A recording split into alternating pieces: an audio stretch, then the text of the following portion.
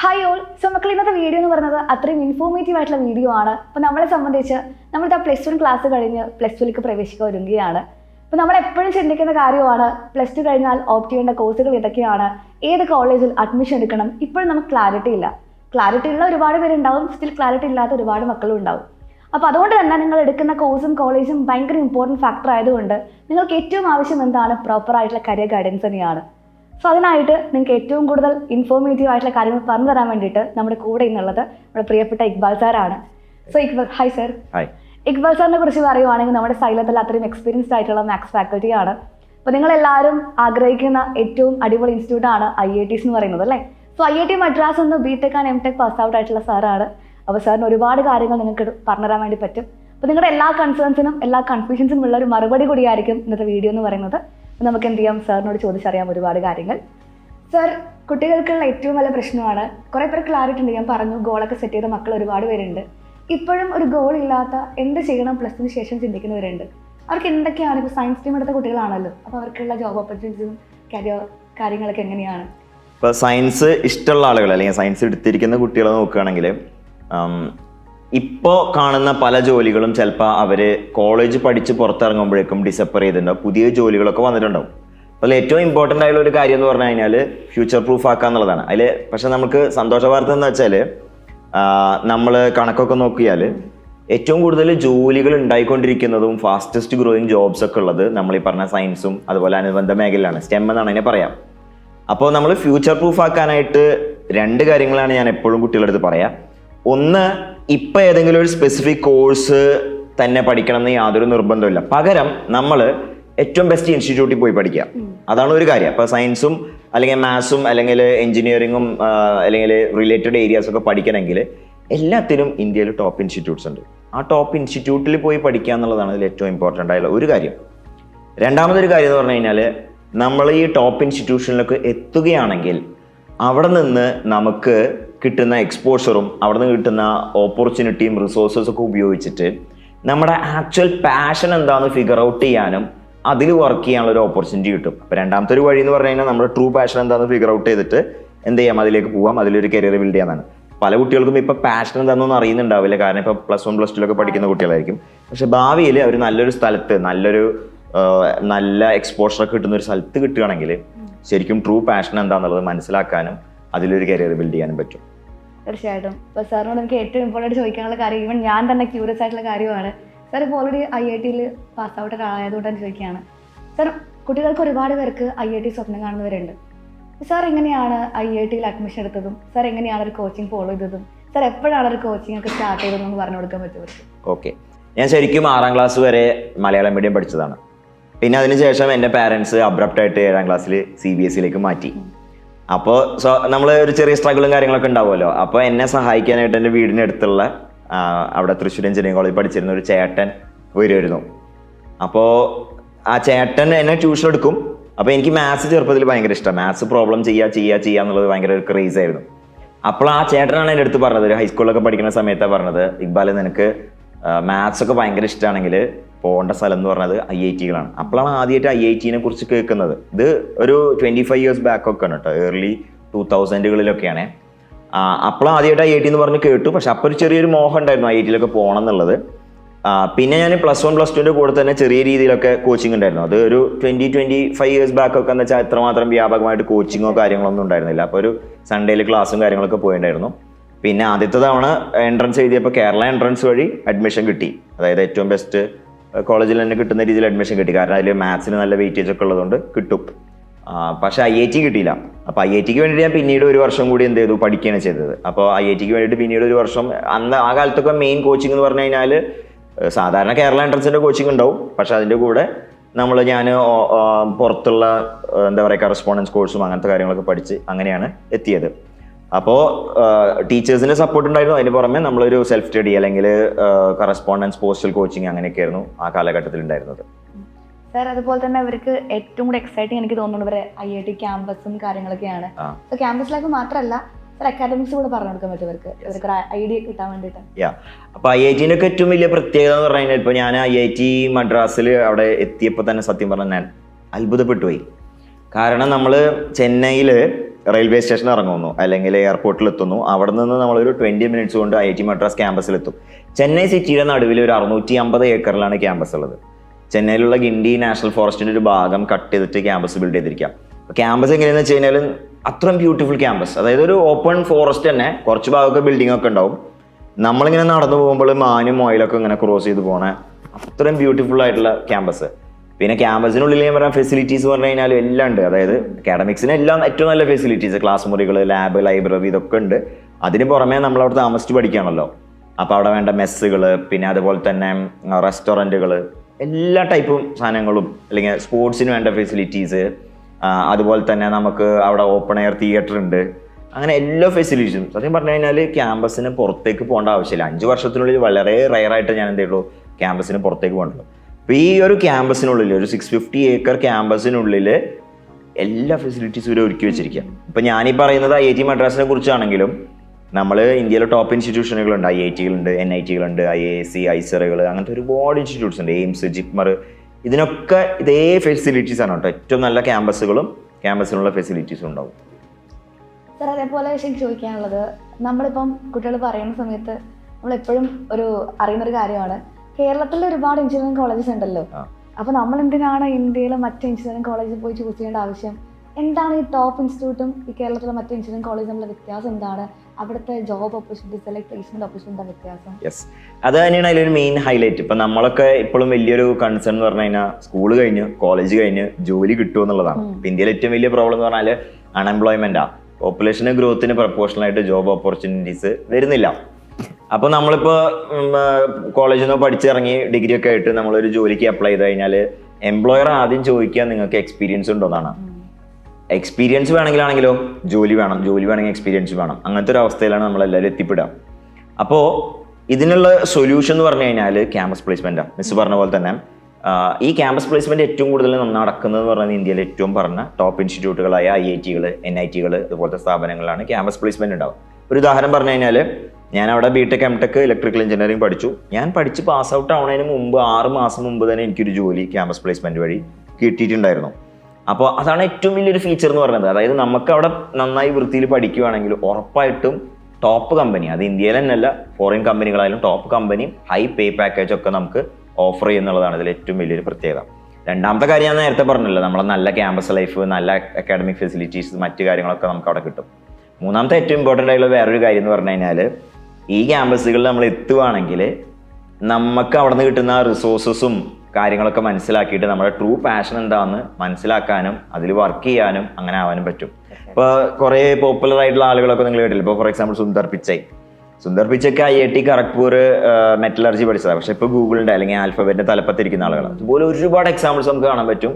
ഇന്ത്യയിലെ ടോപ്പ് ഇൻസ്റ്റിറ്റ്യൂട്ടിൽ പഠിച്ചിട്ടുണ്ടാവും, പഠിച്ചത് എന്തെങ്കിലും ബ്രാഞ്ച് ഓഫ് എഞ്ചിനീയറിംഗ് ആയിരിക്കും.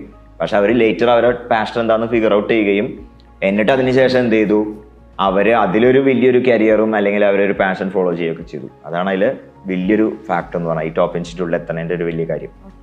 സാർ ഓൾറെഡി ഇലക്ട്രിക്കൽ എഞ്ചിനീയറിംഗ് പഠിച്ചതാണ്, ആ ഒരു സമയത്ത് ഇലക്ട്രിക്കൽ എഞ്ചിനീയറിംഗ് പഠിച്ചതാണ്. അപ്പോൾ സാർ ഗോൾഡ് മെഡലോടുകൂടെ പാസ് ഔട്ടും കൂടെ ആയിരുന്നു, എനിക്ക് അറിയാൻ പറ്റും.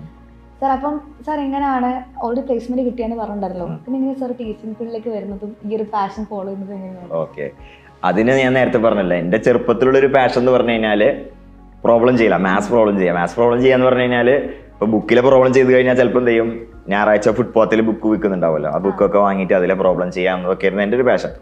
പക്ഷെ നമ്മൾ ആലോചിച്ച് നോക്കിക്കേ, നമ്മൾ ഒരു പാഷൻ എന്ന് നമ്മൾ പലപ്പോഴും പറയുമ്പോഴും passion doesn't make sense unless you can make A career out of it. ഇപ്പോൾ പല ആളുകളും പറയാൻ റീൽസ് കാണലാണ് എൻ്റെ പാഷൻ, റെസ്റ്റോറൻറ്റിൽ പോയിട്ട് ഫുഡ് അടിക്കലാണ് എൻ്റെ പാഷൻ. പക്ഷേ ഈ പാഷനൊക്കെ ചിലപ്പം മോണിറ്റൈസ് ചെയ്യാൻ പറ്റില്ല. ചിലരൊക്കെ മോണിറ്റൈസ് ചെയ്യാനുണ്ടാവും, പക്ഷേ അത് റയറാണ്. അപ്പോൾ നമ്മളൊരു പാഷൻ കണ്ടുപിടിച്ച് കഴിഞ്ഞാൽ ആ പാഷൻ നമുക്ക് എങ്ങനെ അതിൽ കരിയർ ബിൽഡ് ചെയ്യുക എന്നുള്ളത് ഭയങ്കര ഇമ്പോർട്ടൻസ് ആണ്. എന്നെ സംബന്ധിച്ചിടത്തോളം പേഴ്സണലി മാത്സ് നല്ല ഇഷ്ടമായിരുന്നു.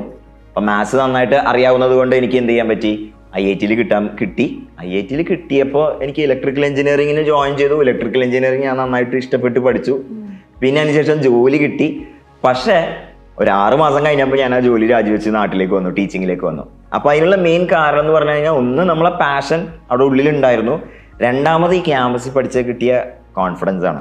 അതായത് നമ്മൾ ആ ഇൻസ്റ്റിറ്റ്യൂട്ടിൽ പഠിക്കുമ്പോൾ നമുക്ക് കിട്ടുന്ന ഒരു കോൺഫിഡൻസ്, അവിടെ നമുക്ക് കിട്ടുന്ന ചുറ്റുള്ള ആളുകളുടെ ഒരു അറ്റ്മോസ്ഫിയർ, അവിടെ നിന്ന് കിട്ടുന്ന എക്സ്പോഷറൊക്കെ കാരണം നമ്മുടെ ട്രൂ പാഷൻ ഞാൻ നേരത്തെ പറഞ്ഞ വലിയ എക്സാമ്പിൾ ഒക്കെ എടുത്തു കഴിഞ്ഞാലും പല പല ആളുകളൊക്കെ എന്ത് ചെയ്യുന്ന വെച്ചാൽ ട്രൂ പാഷൻ എന്താണെന്ന് മനസ്സിലാക്കിയിട്ട് അതിലേക്ക് വരാനുള്ള ഒരു കോൺഫിഡൻസ് ഈ ക്യാമ്പസുകൾ തരും. ഞാനൊരു സാധാരണ കോളേജിലാണ് പഠിച്ചിരുന്നെങ്കിൽ ചിലപ്പോൾ എനിക്ക് ഒരിക്കലും ഈ ഒരു കോൺഫിഡൻസ് ടീച്ചിങ്ങിലേക്ക് വരാനുള്ള അല്ലെങ്കിൽ പഠിച്ചു ജോലി കിട്ടിയ ആ ജോലി രാജിവെച്ച് ഇതിലേക്ക് വരാനുള്ള ഒരു കോൺഫിഡൻസ് ഒരിക്കലും കിട്ടുന്നുണ്ടായിരുന്നു. ഇതേ കാര്യം തന്നെയാണ് നമ്മൾ ചുറ്റും നോക്കുമ്പോൾ. ഇപ്പോൾ എൻ്റെ കൂടെ പഠിച്ച് പുറത്തിറങ്ങിയ ആളുകളായാൽ പോലും ഒരു 90-95% ആളുകളും അവർ പഠിച്ചൊരു ഡിഗ്രിയിലൊന്നല്ല വർക്ക് ചെയ്യണേ. ചിലർ ഓൺട്രപ്രണേഴ്സായി, ചിലർ പുറത്തു പോയി ഇതാവുന്നു, ചിലർ MBA ചെയ്യുന്നു, ചിലർ പുറത്തു പോയിട്ട് കമ്പനീസ് സ്റ്റാർട്ട് ചെയ്തവരുണ്ട്, വേറെ വലിയ കമ്പനിയിൽ വർക്ക് ചെയ്യുന്നവരുണ്ട്. ഇനി ഒരാളുടെ ഒരു എക്സാമ്പിൾ ഞാൻ പറഞ്ഞുതരാം. എൻ്റെ കൂടെ പഠിച്ച ഒരാളാണ്. അയാളുടെ പാഷൻ എന്ന് പറഞ്ഞു കഴിഞ്ഞാൽ മൂവി പിടുത്തമൊക്കെ ആയിരുന്നു, ഫിലിം പിടുത്തം, സ്ക്രിപ്റ്റ് റൈറ്റിംഗ് ഒക്കെ ആയിരുന്നു. എൻ്റെ കൂടെ BTech M.Tech ഇലക്ട്രിക്കൽ എഞ്ചിനീയറിംഗ് ഒക്കെ ചെയ്തു. You know what is currently doing? ഇപ്പോൾ പൂനെയിലുള്ള ഫിലിം ആൻഡ് ടെലിവിഷൻ ഇൻസ്റ്റിറ്റ്യൂട്ടിലെ പ്രൊഫസറാണ്. അതായത് ഫിലിം പഠിപ്പിക്കുക, BTech M.Tech ഇലക്ട്രിക്കൽ എഞ്ചിനീയറിംഗ് പഠിച്ചിട്ട്. അപ്പോൾ അങ്ങനെ വൈഡ് വെറൈറ്റി ഓഫ് നമ്മളുടെ എന്ത് വേണമെങ്കിലും ഇതിലേക്ക് പോകാൻ ഇപ്പോൾ നിങ്ങൾക്ക് എന്തും ചെയ്യാം. ഇപ്പോൾ ഈവൻ സ്പോർട്സ് പേഴ്സൺ ആണെങ്കിൽ സ്പോർട്സ് പേഴ്സൺ പോലും ആവും. കാരണം അതിനുള്ള സ്പോർട്സ് ഫെസിലിറ്റീസും ഒക്കെ എന്തിലുണ്ട്, ക്യാമ്പസിലുണ്ടെന്നുള്ളതാണ് കാര്യം.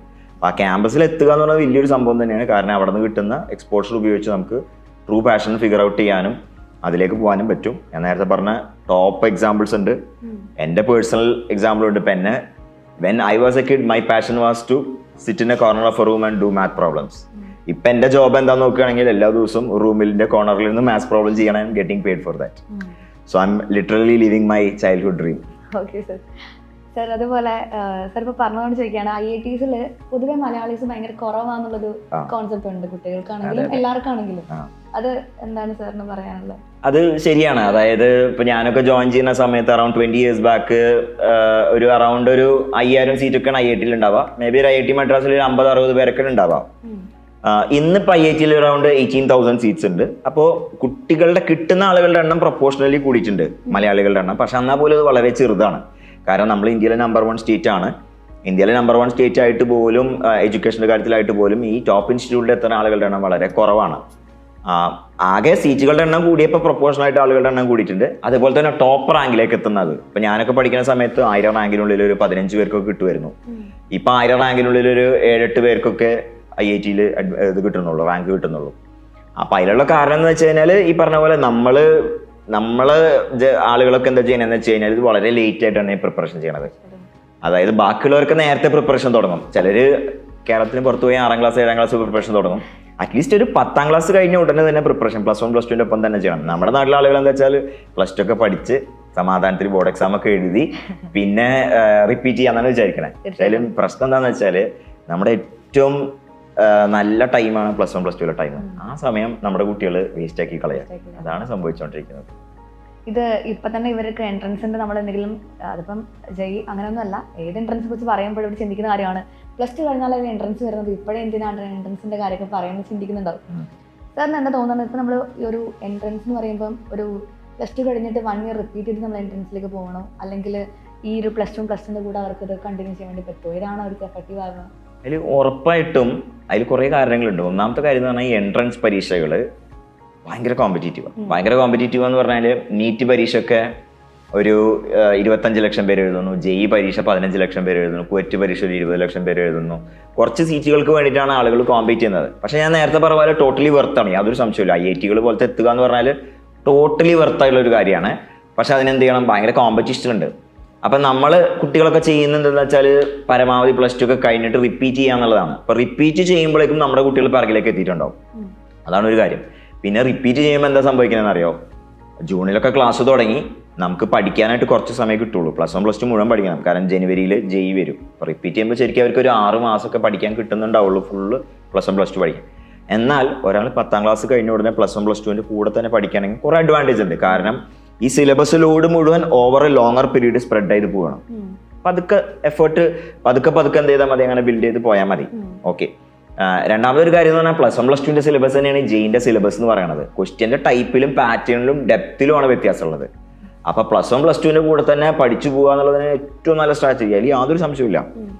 ഇനി സപ്പോസ് ഒരാൾക്ക് +1 +2 കൂടെ റിപ്പീറ്റ് ചെയ്യണം, കിട്ടിയില്ല, റിപ്പീറ്റ് ചെയ്യണമെന്ന് വിചാരിച്ചോ, അങ്ങനെയാണെങ്കിൽ പോലും +1 +2 കൂടെ നല്ല ബേസ് ഉള്ള ഒരാൾക്ക് കോൺഫിഡൻ്റ് ആയിട്ട് റിപ്പീറ്റ് ചെയ്യാൻ പറ്റുള്ളൂ. അപ്പം ഞാൻ +1 +2 കൂടെ ഞാൻ റിപ്പീറ്റ് ചെയ്തു. പക്ഷേ +1 +2 കൂടെ നല്ല ബേസ് ഉണ്ടായിരുന്നത് കൊണ്ടാണ് കീമിലൊരു റാങ്ക് കിട്ടിയിട്ട് അത് ഉപേക്ഷിച്ച് റിപ്പീറ്റ് ചെയ്യാനുള്ള ഒരു കോൺഫിഡൻസ് കിട്ടും. സാർ ഇപ്പോൾ ഓൾറെഡി പറഞ്ഞല്ലോ ജെ എക്സാം ക്രാക്ക് ചെയ്യുമ്പോൾ നമുക്ക് IIT കിട്ടും. അപ്പോൾ ഈ ജെ ക്രാക്ക് ചെയ്തുകൊണ്ട് IIT മാത്രമല്ലല്ലോ, ഇതുപോലത്തെ ഒരുപാട് ഇൻസ്റ്റിറ്റ്യൂട്ട്സും ഒരുപാട് ഓപ്ഷൻസ് വേറെ ഉണ്ടല്ലോ. ഉണ്ട്. അതായത് നമ്മൾ ഇപ്പൊ JEE വഴി കിട്ടുന്നത് IIT-കൾ, NIT-കൾ, IIIT-കൾ അങ്ങനത്തെ കുറെ ഗവൺമെന്റ് ഫണ്ടഡ് ഇൻസ്റ്റിറ്റ്യൂട്ട് ഉണ്ട്. ഇതിന് പുറമെ JEE അല്ലാത്ത വേറെയും എൻട്രൻസ് എക്സാംസ് നമ്മളെ കുട്ടികൾക്ക് എഴുതാൻ പറ്റും. ഇപ്പോൾ എക്സാമ്പിൾ പറഞ്ഞാൽ ആർക്കിടെക്ചർ താല്പര്യമുള്ളവർക്ക്, ഡിസൈൻ താല്പര്യമുള്ളവർക്ക്, അങ്ങനെ എന്തൊക്കെ താല്പര്യമുണ്ടോ അതിനൊക്കെ ഇന്ത്യയിൽ പ്രീമിയർ ഇൻസ്റ്റിറ്റ്യൂട്ട് ഉണ്ട്. ആ പ്രീമിയർ ഇൻസ്റ്റിറ്റ്യൂട്ടിൽ എത്തണമെങ്കിൽ അതിന് എൻട്രൻസ് പരീക്ഷകളുണ്ട്. ആ എൻട്രൻസ് പരീക്ഷകളുടെ സിലബസ് മോറോർലെസ് നമ്മുടെ ഈ +1 +2 സിലബസ് ആയിട്ട് അലൈൻ ചെയ്തിട്ടാണ്. അപ്പോൾ എന്താണ് നമ്മുടെ ഏരിയ എന്ന് വെച്ച് കഴിഞ്ഞാൽ അതിന് പ്രീമിയർ ഇൻസ്റ്റിറ്റ്യൂട്ടിൽ എത്താനാണ് നമ്മൾ ശ്രമിക്കേണ്ടത്. അതിന് അതിൻ്റെതായ എൻട്രൻസ് ഉണ്ട്. ആ എൻട്രൻസുകൾക്കൊക്കെ സിലബസ് നമ്മൾ +1 +2 ആണ്. പക്ഷേ എന്ത് ചെയ്യണം, ക്യാച്ച് എന്ന് പറഞ്ഞു കഴിഞ്ഞാൽ ഭയങ്കര കോമ്പറ്റീറ്റീവ് ആണ്. അതുകൊണ്ട് നല്ലൊരു കോച്ചിങ് +1 +2 കൂടെ ചെയ്യണം. അപ്പം എനിക്ക് തോന്നുന്നു നമ്മൾ +1 +2 കൂടെ ഒക്കെ ചെയ്യാനുള്ള ഏറ്റവും നല്ലൊരു ഓപ്പർച്യൂണിറ്റി എന്ന് പറഞ്ഞാൽ നമ്മുടെ സൂപ്പർ കിങ്സ് ബാച്ച് ഒക്കെയാണ്. കാരണം ഞാനൊരു 20 years ബാക്ക് പ്രിപ്പയർ ചെയ്തത് ഫീസൊക്കെ എനിക്കിപ്പോൾ ഓർമ്മയുണ്ട്. അന്നത്തെക്കാളും ആ റേഞ്ച് ഫീസിലൊക്കെയാണ്, അല്ലെങ്കിൽ അതിനേക്കാൾ കുറവ് ഫീസിലൊക്കെയാണ് ഇപ്പോൾ നമ്മുടെ കോഴ്സുകൾ റൺ ചെയ്തുകൊണ്ടിരിക്കുന്നത്. അഫോർഡബിൾ ആയിട്ട് വീട്ടിലിരുന്ന് നമ്മുടെ കംഫർട്ടിൽ വേറെ സ്ഥലത്ത് പോയി ട്രാവൽ ചെയ്യേണ്ട, ഹോസ്റ്റലിൽ പോയി നിൽക്കൊന്നും വേണ്ട, ഭയങ്കര കംഫർട്ടബിൾ ആയിട്ട് പഠിക്കാൻ പറ്റുന്ന നല്ല ക്ലാസ്സുകൾ, അതിന് പുറമെ അഡീഷണൽ റെക്കോർഡ് ക്ലാസ്സുകളും കാര്യങ്ങളൊക്കെ ആയിട്ട് അതെ ബോർഡ് എക്സാമിന് കോംപ്രമൈസും ചെയ്യാതെ പ്രിപ്പയർ ചെയ്യാൻ പറ്റുന്ന ഏറ്റവും നല്ലൊരു സൊല്യൂഷനാണ് നമ്മുടെ സൂപ്പർ കിങ്സ് ബാച്ച് എന്ന് പറയുന്നത്. സോ മക്കളെ, ഇനി നിങ്ങൾ തീരുമാനിക്കേണ്ട കാര്യമാണ്. നമ്മൾ ഒരുപാട് കാര്യങ്ങൾക്ക് പറഞ്ഞു തന്നു. സോ ഇനി ഒട്ടും വൈകേണ്ട ആവശ്യമില്ല. മക്കൾ ഇത്ര മാത്രം ചെയ്താൽ മതി. താഴെ കാണുന്ന ഫോൺ നമ്പറിൽ കോൺടാക്ട് ചെയ്ത് നിങ്ങൾക്ക് എന്ത് ചെയ്യാം, ഡീറ്റെയിൽസും കാര്യങ്ങളൊക്കെ അറിയാൻ വേണ്ടി പറ്റും. നിങ്ങൾ എപ്പോഴും ഡിസൈഡ് ചെയ്യുന്ന സമയത്ത് ആലോചിച്ച് മാത്രം ഡിസൈഡ് ചെയ്യുക, ഉഷാറാക്കുക. നമുക്ക് ഇനിയും വീണ്ടും കാണാം. Thank you sir. Thank you.